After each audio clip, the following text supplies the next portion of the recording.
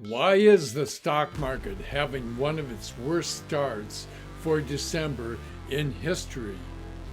Why are we in the bizarre upside down situation where good news is bad news? Why is the stock market headed down a long dark cavern full of bulls, bears, and wild boar pigs, each competing to get your money? Hang on to see why fighting the bears for now is a losing battle.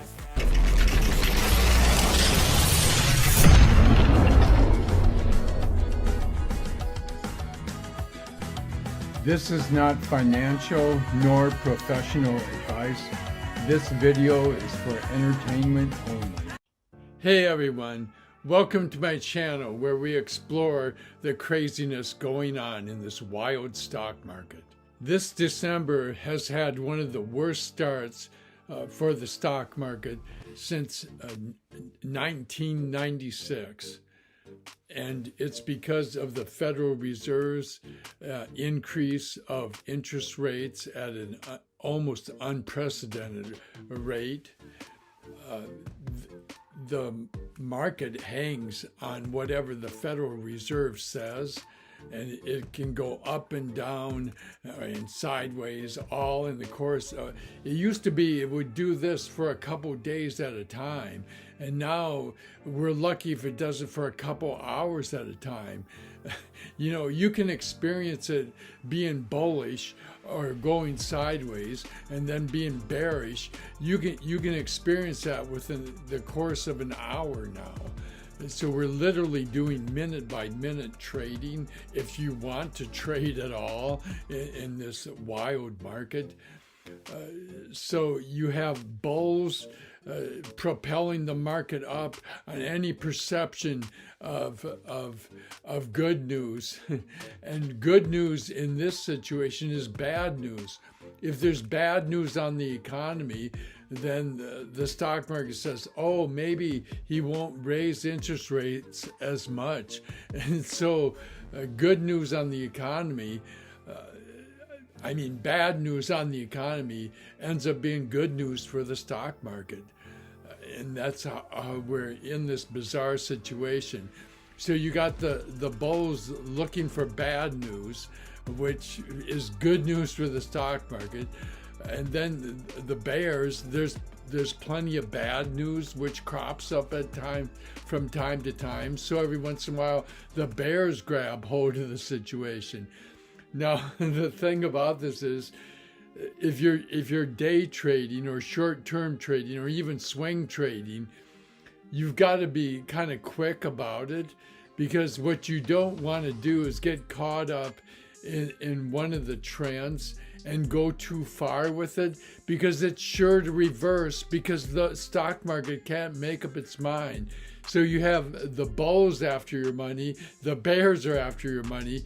And if you behave like a pig and get too greedy on hitting it on your current trend and don't get out when the trend starts to reverse, like most pigs, you will get slaughtered. The two main fears in the stock market are fear of inflation and fear of recession. And eventually the fear of recession will replace the fear of inflation, because I believe the Federal Reserve will ultimately be successful in taming inflation. But the question is, how high will the interest rates have to go to beat down inflation? But they always, historically, the Federal Reserve has almost always overstepped and done too much, and which tends to crash the economy and result in a recession. So, you know, for now, bad news for the economy is good news for the stock market, as long as the economy doesn't crash. But once the economy crashes and we go into a recession, bad news becomes bad news. So whichever way you look at it, whether you think we're going to experience inflation, that is bad news, and it might be temporarily good news for the economy, but it ultimately will be bad news because the Federal Reserve is going to crash the economy and we're going to go into a recession. The bond market surely thinks so. The 2-month and the 10-year bonds are inverted at the worst level. It's been the most extreme inversion almost in most of history. So we're almost guaranteed a recession. It would be a miracle if they can pull off a mild recession, but we're going to have a recession of some kind. And the stock market always goes down, even with a mild recession. So the destination is downward bound. The 10-year and the 2-month bond have been the most inverted they've ever been since the 1980s.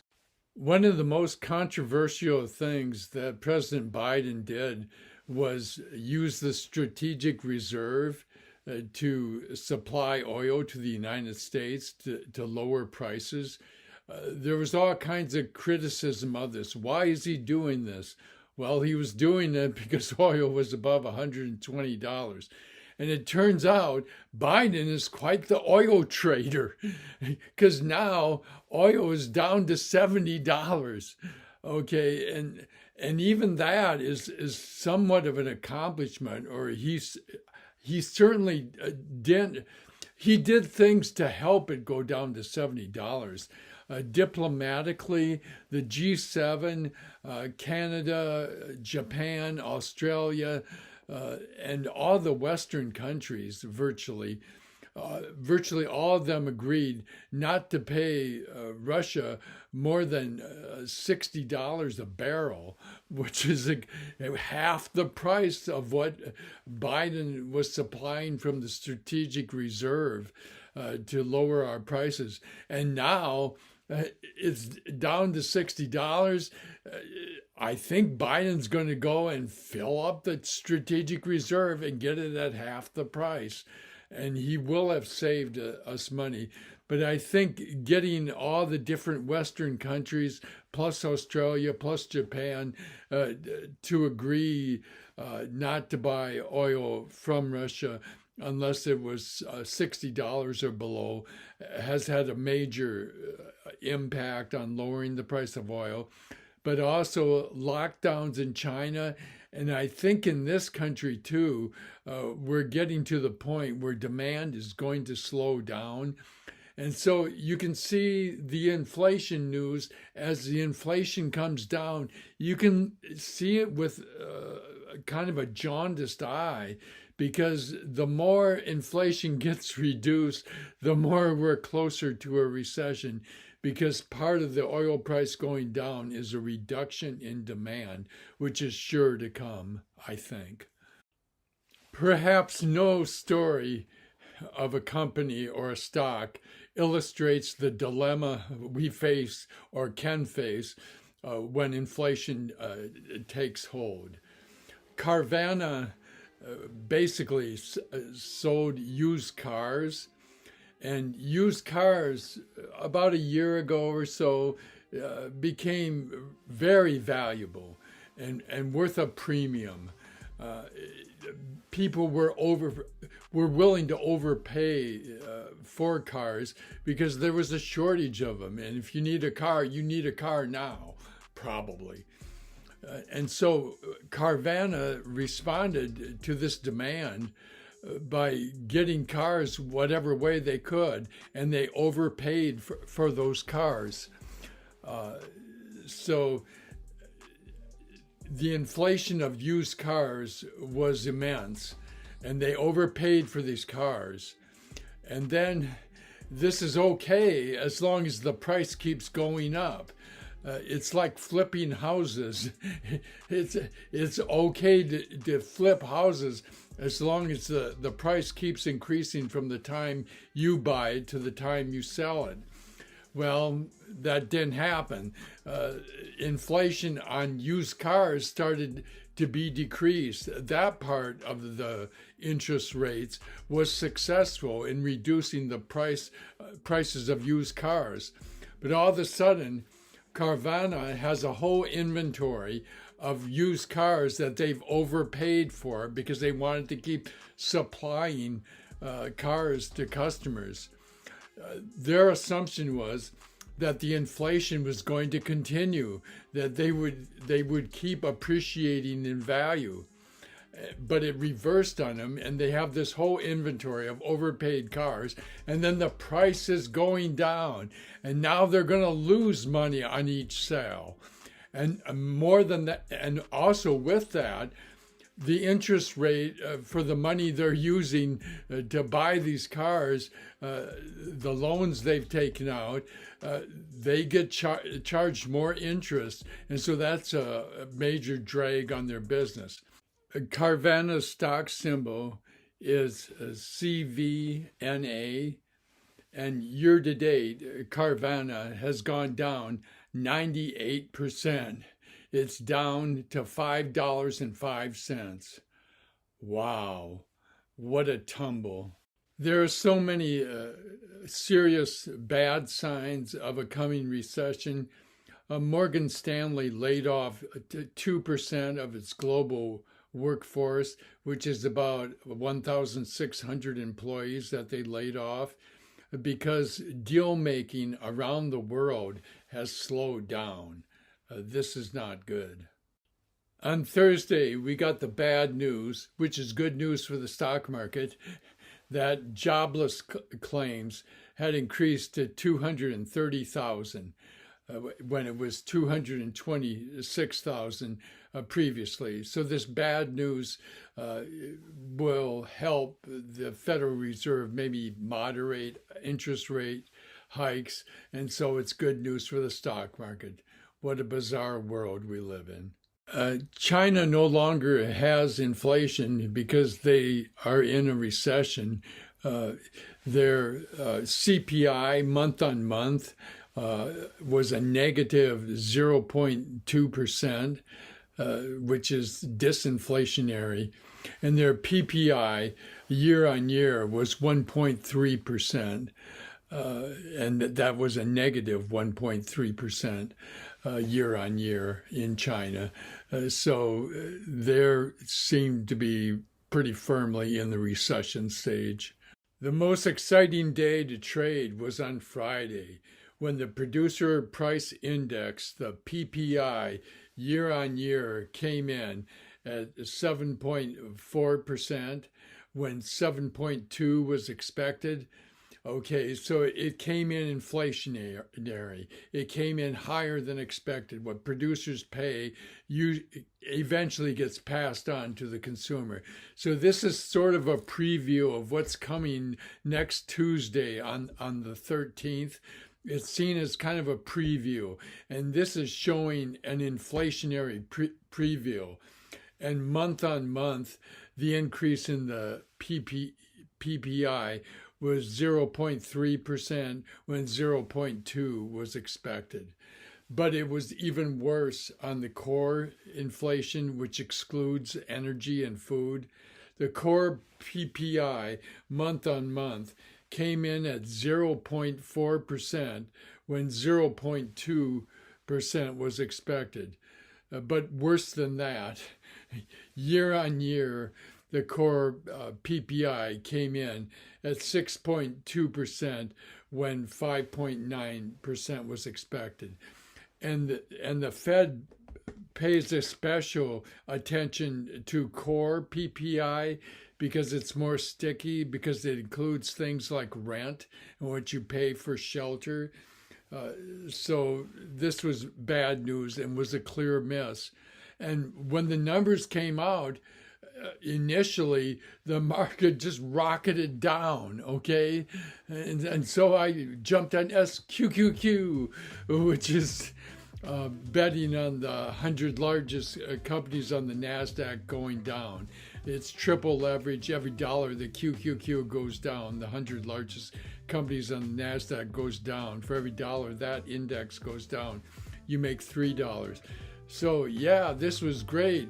But then I think what happened is people were looking at the number and saying, well, 7.4, 7.2 was expected, but hey, this is still way better than the 8% of the previous month. Okay, so it had come down from the previous month, not as much as expected, but it still had come down. So the market started going up. But then I think the more they studied it, but they said, but month on month, especially that core PPI, which is especially sticky, increased by 0.4% when 0.2 was expected.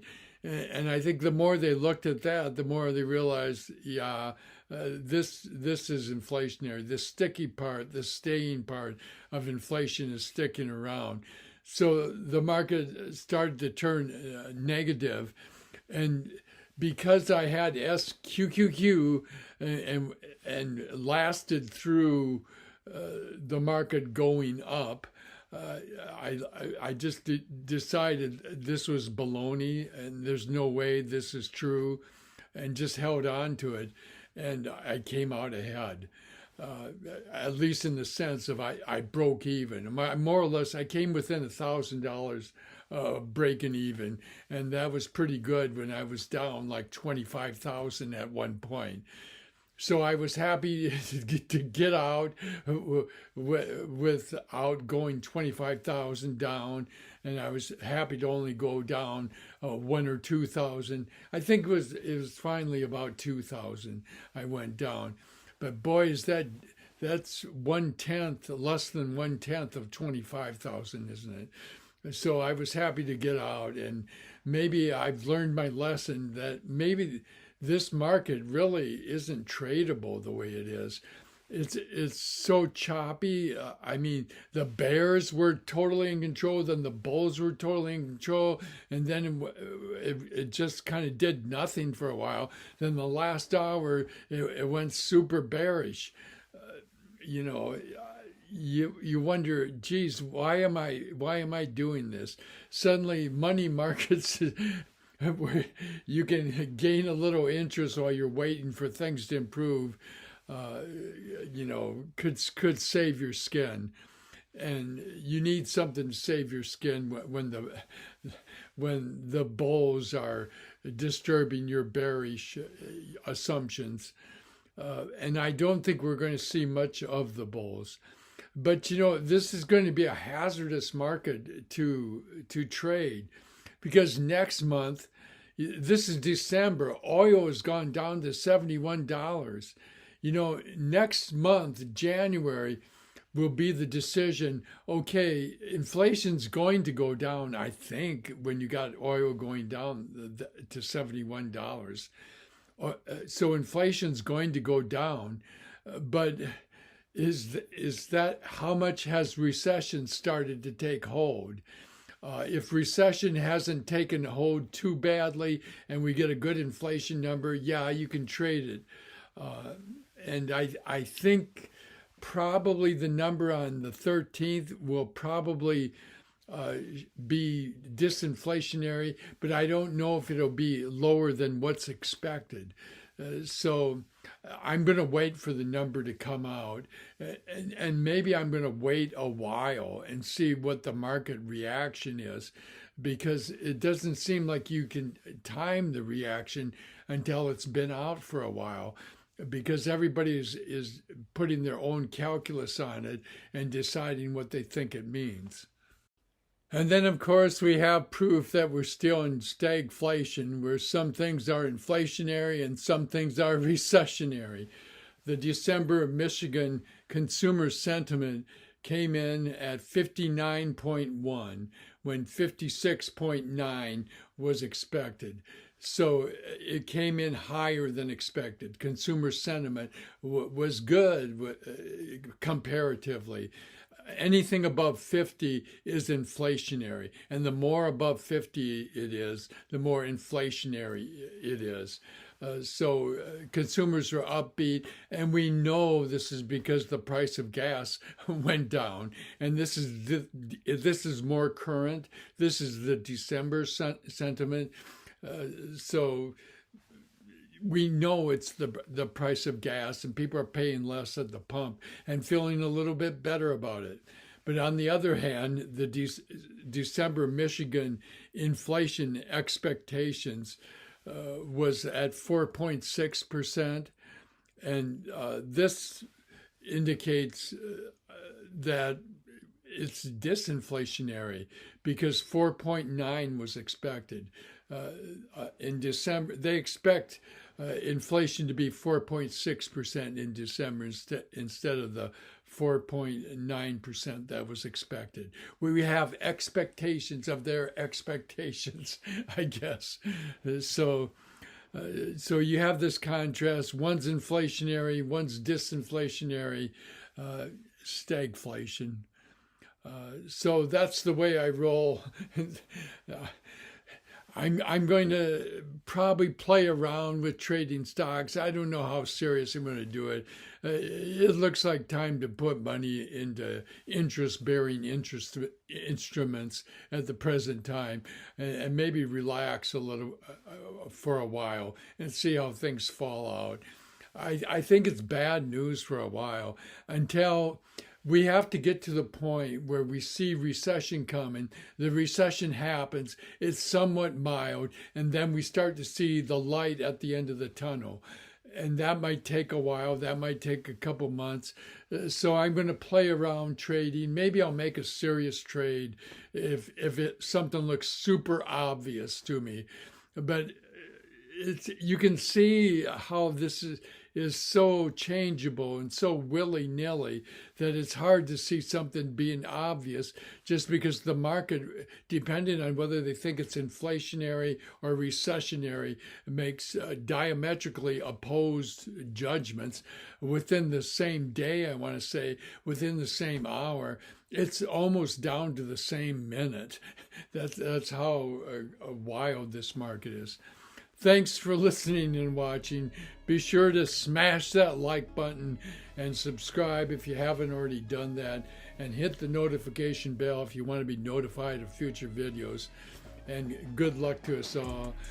We're going to need it. I think the course is downward, that is clear, but it's going to be a choppy road, which makes it difficult. Goodbye and thank you.